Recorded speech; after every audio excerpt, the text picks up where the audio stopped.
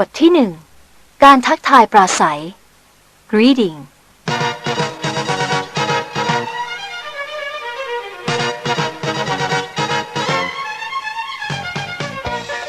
สวัสดีครับผมชื่อแฟรงค์ยินดีที่ได้รู้จักครับ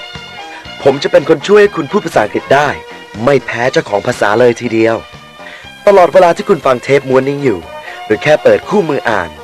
ผมจะคอยอยู่เป็นเพื่อนคุณตลอดเวลานะครับเอาล่ะเรามาเริ่มพูดภาษาอังกฤษกันเลยดีกว่าบทเรียนแรกนี้เราจะพูดถึงการทักทายปราศัยกันนะครับในชีวิตประจำวันนั้นชาวอเมริกันส่วนใหญ่จะไม่ทักทายกันเพียงแค่สวัสดีเพียงอย่างเดียวแต่มักจะถามเรื่องทั่วๆไปตามมารยาทเช่นสบายดีหรือคุณจะไปไหนหรืออีกด้วยเรามาดูตัวอย่างนี้นะครับ Good morning, Mr. Robertson. How are you?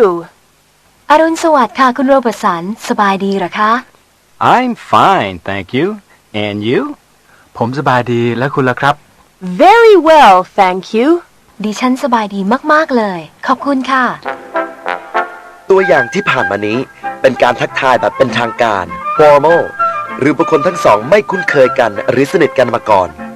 ชาวอเมริกันทักทายเรียกชื่อนามสกุล last name ขึ้นต้นแต่ตัวอย่างต่อไปเป็นการทักทายแบบไม่เป็นทางการ informal หรือบุคคลทั้งสองเป็นเพื่อนรู้จักกันดี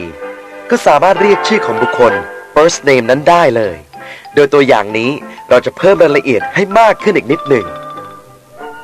Hello, Sandra. สวัสดีครับแซนดรา Hi, Sam. สวัสดีค่ะแซม Where are you going? คุณจะไปไหนหรือครับ I am going to the office. How about you? ฉันกำลังจะไปทำงานแล้วคุณล่ะ I'm going to the post office. ผมกำลังจะไปที่ไปรษณีย์ครับ ตัวอย่างทั้งสองที่ผ่านมานี้คุณจะได้ยินการทักทายเป็นช่วงเวลาเช่น Good morning คือสวัสดีตอนเช้าถ้าเป็นช่วงเวลาอื่นคุณสามารถใช้ Good afternoon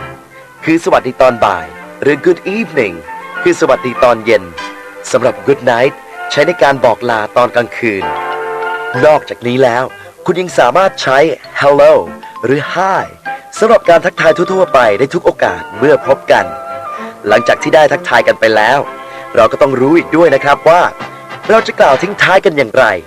โดยทั่วๆไปแล้วคุณคงจะได้ยินประโยคเหล่านี้กันบ่อยๆ Goodbye. ลาก่อน See you again. แล้วพบกันใหม่ See you later. วันหลังค่อยพบกันนะครับ We'll meet again. เราค่อยพบกันใหม่นะคะพอมาถึงตรงนี้คุณก็ได้รู้แล้วนะครับว่าถ้าคุณต้องการจะทักทายและกล่าวคำอำลาคุณจะต้องพูดอย่างไรบ้างทีนี้เราลองมาดูการใช้รูปประโยคทั้งหมดรวมกันเป็นเหตุการณ์1เหตุการณ์นะครับเรื่องราวมีอยู่ว่าแซมพบแซนดราในเช้าวันหนึ่งพวกเขาพูดคุยกันแซมกำลังจะไปทำงานส่วนแซนดรากำลังจะไปซื้อของจากนั้นพวกเขาก็กล่าวคำอำลากัน Good morning, Sandra. อรุณสวัสดิ์แซนดรา Good morning, Sam. How are you? อรุณสวัสดิ์แซมคุณเป็นอย่างไรบ้าง I'm fine, thank you. And you? สบายดีและคุณล่ะครับ Very well, thanks. ดีเลยทีเดียวขอบคุณค่ะ I'm glad to see you. Where are you going? ผมดีใจจริงๆที่ได้เจอคุณคุณกำลังจะไปไหนหรือครับ I'm glad to see you too. I am going to the market. ฉันก็ดีใจเหมือนกันนี่ฉันกำลังจะไปซื้อของค่ะ Where are you going?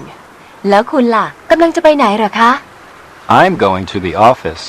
ผมกำลังจะไปทำงานครับ My mother is waiting there. I hope to see you again. แม่ของฉันรออยู่ตรงนั้นไงหวังว่าคงได้พบคุณอีกนะคะ Bye bye. สวัสดีครับ Bye. สวัสดีค่ะ เห็นไหมครับว่าการทักทายพูดคุยกันเป็นภาษาอังกฤษนั้นไม่ยากเลยถ้ายังมีตรงไหนไม่เข้าใจลองกรอเทปกลับไปฟังใหม่ตั้งแต่ต้นดูนะครับผมยินดีที่จะพูดให้คุณฟังอีกรอบหนึ่ง